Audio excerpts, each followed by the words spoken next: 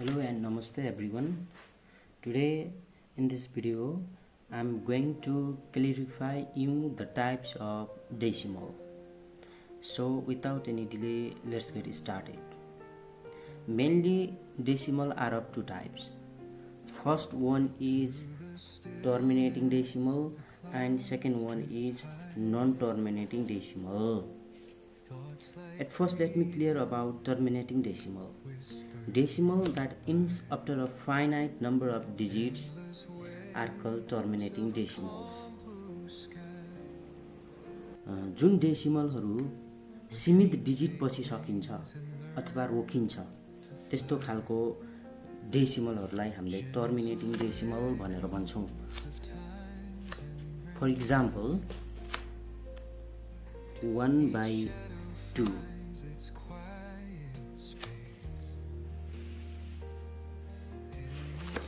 For example 1/2. 1/2 को value कति हुन्छ? 0.5 हो. यस्तोलाई चाहिँ हामीले टर्मिनेटिङ डेसिमल भनेर भनिन्छ. Another example 3/4. 3/4 equal to 0.75. यसमा पनि हेरौँ, डेसिमल चाहिँ फाइनाइट डिजिट पछाडि चाहिँ इन भएको छ है. 0.75 यो 5 डिजिट पछाडि अन्य कुनै डिजिट छैन, यहीँनिर इन भयो. त्यही भएर यस्तोलाई चाहिँ हामीले टर्मिनेटिङ डेसिमल भनेर भनिन्छ. Let's take another example 3/8. 3/8 equal to 0.375.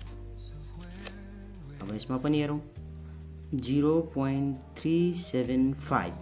यसमा पनि अन्तिम डिजिट कति छ? 5 छ. 5 पछाडि अन्य कुनै डिजिटहरू छैन. यो चाहिँ सर्टेन डिजिट पछाडि चाहिँ इन्ड भयो यसमा. त्यही भएर यो पनि टर्मिनेटिङ डेसिमल हो. टर्मिनेटिङ डेसिमल भनेको त हामीले बुझिसक्यौँ. अब नन टर्मिनेटिङ डेसिमल भनेको के रहेछ त? यो पनि बुझौँ है त. Non-terminating decimal are those type of decimal that never ends. जुन डेसिमलहरू चाहिँ कहिले पनि सकिँदैन, अर्थात् जुन डेसिमलहरू इन्फिनिटीसम्म एक्सटेन्ड हुन्छ त्यस्तो खालको डेसिमलहरूलाई नन टर्मिनेटिङ डेसिमल भनेर भनिन्छ. यसमा चाहिँ पछाडि डिजिटहरू निरन्तर रूपमा चलिरहन्छ, अर्थात् कहिले पनि सकिँदैन. यस्तोलाई हामी नन टर्मिनेटिङ डेसिमल भनेर भन्छौँ. For example 1/3. 1/3 भनेको कति हो त? 0.3333 ... This ... represent this 3 extend up to infinity. है, यो ... भन्नुको अर्थ चाहिँ के हो त भन्दा यो जुन 333 रिपिट भइरहेछ नि हो, यो 333 चाहिँ इन्फिनिटीसम्म एक्सटेन्ड हुन्छ भनेको है. ल अब यसमा हेरौँ त, यो 3 रोकिएन नि, इन्फिनिटीसम्म एक्सटेन्ड भयो नि है, निरन्तर रूपमा रिपिट भइरह्यो के है. 3 आयो, त्यस पछाडि 3, फेरि 3, यो चाहिँ इन्फिनिटीसम्म रिपिट भइरह्यो. त्यही भएर यो चाहिँ कसको इक्जाम्पल रहेछ त? नन टर्मिनेटिङको इक्जाम्पल रहेछ है. Non-terminating is further divided into two types. They are repeating decimal and non-repeating decimal. This is non-terminating and repeating, and this one is non-terminating and non-repeating decimal.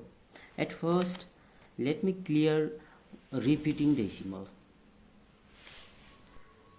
In repeating decimal, a digit or block of digit repeats infinitely. भन्नुको अर्थ चाहिँ एउटै digit वा डिजिटको group चाहिँ बारम्बार यसमा दोहोरिन्छ है. जस्तै उदाहरणको लागि 1/3. 1/3 इक्वल टु 0.333 3 ... यसमा हेरौँ त, यसमा चाहिँ है यो डेसिमल पछाडि 33333 रिपिट भइरहेछ नि, यसमा कतिवटा डिजिट रिपिट भयो त? एउटा मात्रै डिजिट रिपिट भयो है।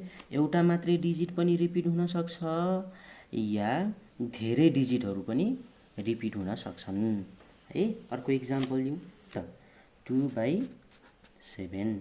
2/7 भनेको कति? 0.285714 285714 है। ल यस्तो खालको नम्बर छ। ल हेरौँ, 2857114 हेर्नु त, फरक फरक डिजिटहरू छ नि है। यहाँनिर रिपिट भएको पायौँ त हामीले? पाएनौँ नि। ल 14 अनि 4 पछाडि हेरौँ त, 4 पछाडि 28 रिपिट भयो नि है। ल हेरौँ त यसमा कतिवटा डिजिटहरू रिपिट भएर रहेछ त? जम्मा जम्मी 6वटा डिजिटहरू रिपिट भएर रहेछ र 2857114 अनि त्यस पछाडि फेरि कति छ? 2857114 फेरि रिपिट भयो।